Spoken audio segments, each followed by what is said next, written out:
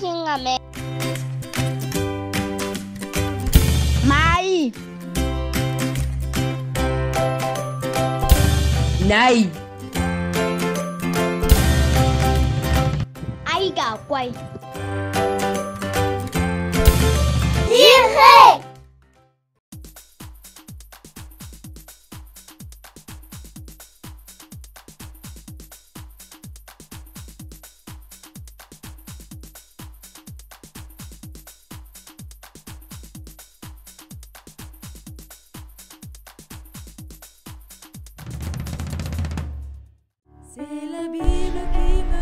Chers amis, bienvenue à notre émission Petit mais spirituel.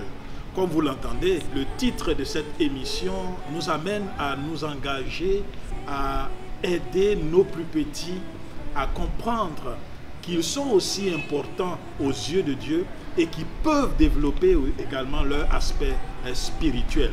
Et pour ce faire, nous recevons Madame Tabitha Kra, directrice du ministère des enfants de l'Union Mission de l'Est du Sahel. Bienvenue. Merci, pasteur. Et nous recevons également une autre chevronnée du ministère des enfants de notre union. Il s'agit de la sœur Sherita Tenou. Bienvenue. Merci, pasteur. Alors, nous sommes ensemble pendant ces quelques minutes pour parler du développement de la foi des enfants. La première question que j'aimerais vous poser, Madame Kra, est de savoir, est-ce qu'il est nécessaire d'enseigner les choses spirituelles aux enfants? Bien sûr, pasteur, il est nécessaire d'enseigner les choses spirituelles aux enfants parce que même la science a démontré que à chaque stade de la croissance d'un enfant, il y a quelque chose de spécial que cet enfant apprend. Et si nous ratons un de ces stades, nous devons savoir que les choses seront un peu plus dures dans le futur. Donc, nous devons commencer très tôt à enseigner la Bible ou la foi aux enfants. Et je suppose que Jésus, qui a grandi dans ce monde, est passé par cette expérience-là, sœur Sherita. Évidemment, pasteur. Luc nous dit dans son livre, chapitre 2, verset 52, « Et Jésus croissait en sagesse, en stature et en grâce devant Dieu et devant les hommes. » Là, nous voyons la croissance dans tous les aspects de la vie de Jésus. À vous entendre, je vois 4 aspects importants. Vous avez parlé de sagesse, de stature, de Dieu et puis d'homme. Et je vois dans ces 4 aspects 2 également. Il s'agit de l'aspect qui a trait à l'enfant et il y a l'aspect qui a trait à son entourage. Bien sûr. Okay? Donc lui-même doit avoir un développement qui va tenir compte de quoi? De la sagesse et de la stature. Et puis ce développement devra être attesté par Dieu et par la société. Oui. Alors, pour bien comprendre cela, il faut qu'on entre véritablement dans le domaine de la foi, n'est-ce pas? Et la foi, qu'est-ce que c'est? Ben, la foi a été définie dans la Bible, dans le livre des Hébreux. Et là, on voit que la foi est la ferme assurance de ce qu'on espère et une démonstration de ce qu'on ne voit pas. Donc, dans ce contexte, nous pouvons dire que la foi a trait à Dieu ou Jésus. Jésus qui n'est pas ici physiquement avec nous, mais en qui nous devons avoir foi. Voilà. Très bien. Alors, croire en quelque chose qu'on ne voit pas. Ma question, Sherita, est-ce possible qu'un enfant puisse développer cette foi-là? Oui, nous devons apprendre à l'enfant qu'il peut complètement, totalement dépendre de Jésus par les expériences que nous vivons ensemble avec lui, par les enseignements et par tout ce qui l'entoure. Nous pouvons apprendre à cet enfant qu'il peut dépendre totalement de Jésus, qu'il peut avoir la foi. Et donc, certainement, puisque l'enfant donc peut avoir la foi, je suppose que ce n'est pas la même foi qu'il a de son bas âge jusqu'à son âge d'adolescence et adulte. Hein.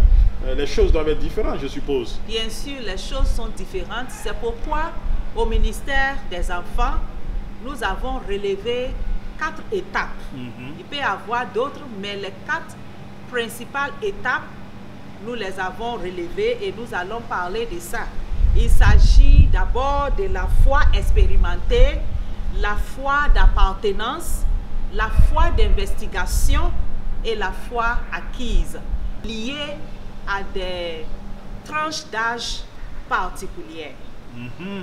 C'est bien de le savoir et peut-être que vous allez bien nous expliquer cela, parce que ces gros mots-là, expérimenter, appartenance, investigation et puis acquise, ça a besoin d'explications et je suppose que vous êtes armés à nous donner des explications, n'est-ce pas, sur ces différents mots. D'ailleurs, c'est ce qui fera l'élément principal de notre petite rencontre que nous avons aujourd'hui. Alors, qu'est-ce que donc cette première étape-là qui consiste à la foi expérimentale?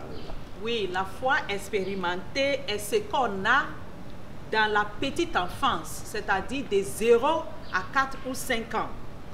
Et ici, les mots-clés sont l'observation et la réaction.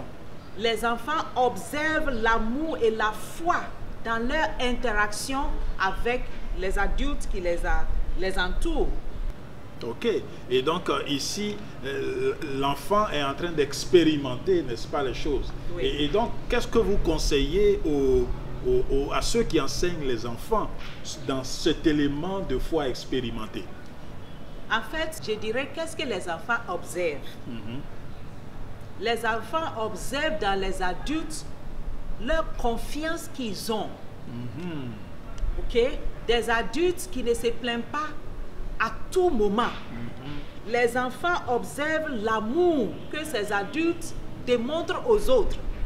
Ces enfants observent l'acceptation que ces adultes démontrent aux autres, y compris eux-mêmes.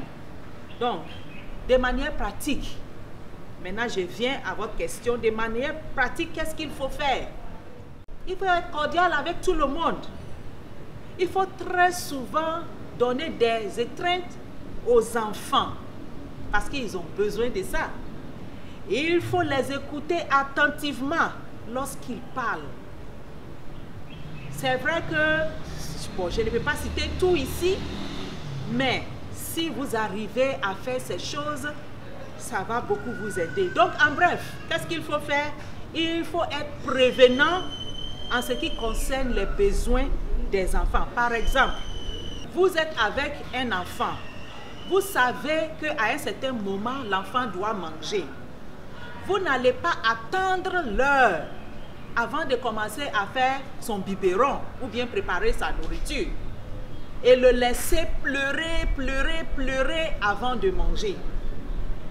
Le message que vous allez envoyer à cet enfant est que vous ne l'aimez pas véritablement. Et donc, c'est comme ça que lui aussi va voir Dieu. Parce que cet enfant ne connaît pas Dieu, mais cet enfant vous connaît en tant qu'adulte. Merci beaucoup. Et donc, l'enfant doit vivre des expériences qui vont l'amener à avoir foi en Dieu. Alors, allons-y au deuxième élément, sœur Chérita. Il s'agit de la foi d'appartenance. Expliquez-nous un peu de quoi il s'agit ici. Là, nous parlons des enfants de la classe primaire. Ok. Ils veulent appartenir à une église. Ils veulent être dans une société plus élargie que leur famille à la maison. Et donc, il s'agit ici donc d'enfants qui veulent appartenir à quelque chose. Donc, ils appartiennent à la famille de la maison, appartiennent à la famille de l'église. Alors, quel est le rôle du moniteur, de la monitrice pour permettre à ces enfants-là d'acquérir cette foi qui va les amener à comprendre que ce n'est pas seulement à la maison ils appartiennent, mais ils appartiennent aussi à l'église? Ok, cet enfant a besoin d'avoir le sens de l'autorité. Et ce sens de l'autorité, il le développe par des questions qu'il pose. Pourquoi? Pourquoi ceci? Pourquoi cela? Et lorsque nous répondons parce que la Bible dit ceci, parce que l'Église dit ceci, cela satisfait l'enfant. Il a également besoin de la communauté. Il veut s'assurer qu'il appartient à une communauté et que cette communauté a fait quelque chose. Lorsque nous leur racontons les histoires de la Bible, nous leur racontons les histoires de l'œuvre de Dieu dans l'église, ils savent que ça c'est une église, ça ils ont fait quelque chose, donc ça les aide à développer leur foi. Ils ont également besoin de faire des expériences de crainte, d'adoration. Il faut qu'ils apprennent la révérence en communauté, entre frères et sœurs.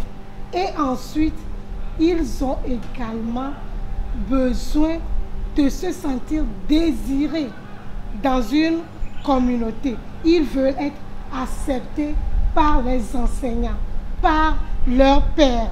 Ils sont contents lorsque, à leur absence, on demande après eux, lorsqu'à leur absence, on les visite. Ça les touche énormément et ils croient qu'ils appartiennent à une communauté et c'est ce qui les aide à développer cette foi d'appartenance. C'est merveilleux hein, de voir comment est-ce que l'enfant commence déjà par ressentir qu'il a une autre famille, à part la famille qu'il a à la maison. Il a aussi une famille à l'église. Et là, il développe une foi, n'est-ce pas, en Dieu. C'est merveilleux de le savoir. Et là, revenons peut-être aux âges, à la partie dont vous parliez. La foi expérimentée, c'est de 0 à 4 ou 5 ans. 0, 4 ou 5 ans, et puis cette haute foi d'appartenance. Et nous pouvons parler de 6 à 10 ans. Autour de cela. Oui. Dans tous les cas, je suppose que les âges ne sont pas fixes, puisque le développement des enfants est différent, mais on sait plus ou moins que c'est dans cette tranche d'âge. Alors, arrivons à la foi d'investigation. Je ne sais pas si on rentre maintenant dans un roman policier. Bon, la foi d'investigation n'a rien à voir avec la police. Oui. C'est seulement, ça part de 11 à 15 ans, Okay. comme ça, là où les enfants mettent tout en question et qui veulent investiguer tout pour eux-mêmes. Donc, à cet âge, tout ce que vous avez enseigné aux enfants à l'école du sabbat, à la maison et partout, ils veulent revoir tout. Ils questionnent tout en fait. Ils questionnent tout. C'est intéressant ça. Ils questionnent tout et ils mettent tout en doute. Et ils recommencent à zéro parce qu'ils veulent eux-mêmes identifier leur identité. En fait, déterminer ou bien établir leur identité. Donc, ils ne comptent plus sur ce qu'on leur dit, ce que celui-là a dit ou bien celle-là a dit, mais ils veulent maintenant établir leur propre identité. Voilà, je crois en ça parce que j'ai compris.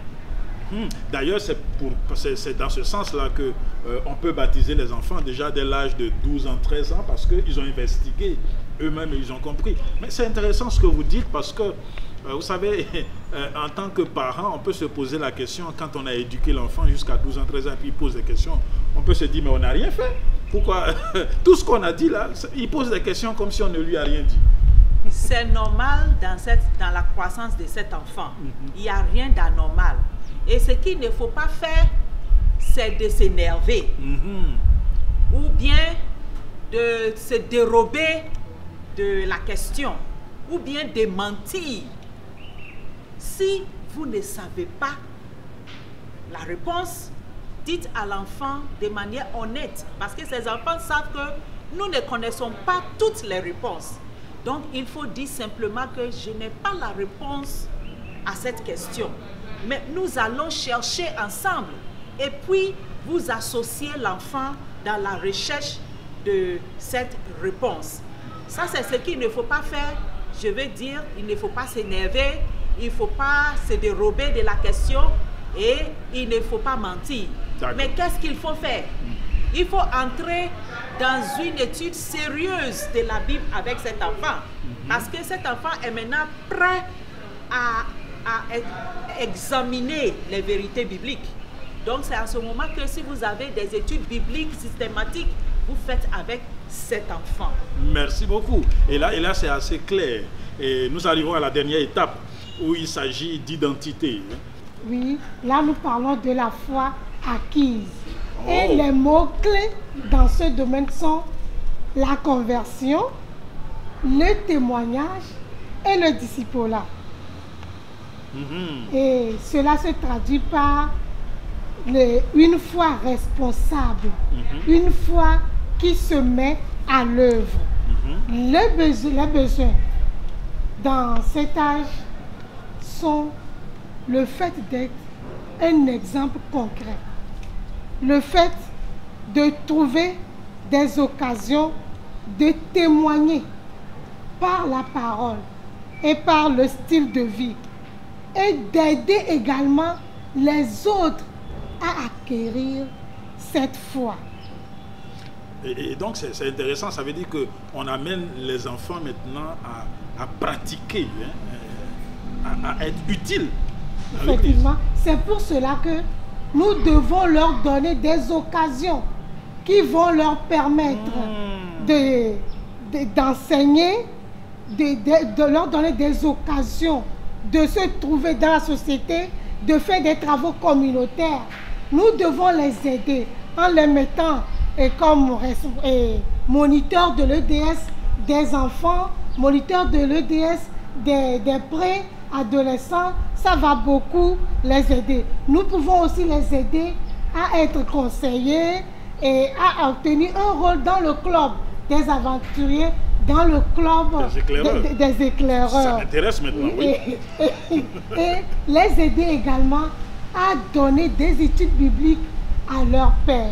Waouh! Oui, mais oui, allez-y. Il y a autre chose que nous pouvons aussi dire pour cette tranche d'âge et même la tranche d'âge qui vient juste avant ceux-là. Nous pouvons créer des occasions de voyage pour les amener dans les endroits où ils vont voir des choses, comment les autres vivent, comment les pauvres vivent. Et puis, leur demander ce qu'ils ont ressenti en voyant ces personnes. Nous pouvons aussi leur demander de réfléchir sur ce qu'ils peuvent faire pour aider ces personnes. Donc, en ce moment, nous voyons que ce qu'ils ont appris s'accorde avec la religion du cœur. Ils voient que voilà ce que la Bible dit de faire et voilà les personnes et voilà ce que nous pouvons faire à ces personnes. Donc, c'est un tout. Il faut leur donner cette occasion-là aussi de voir ce qui se passe dans le monde et de réagir. C'est merveilleux.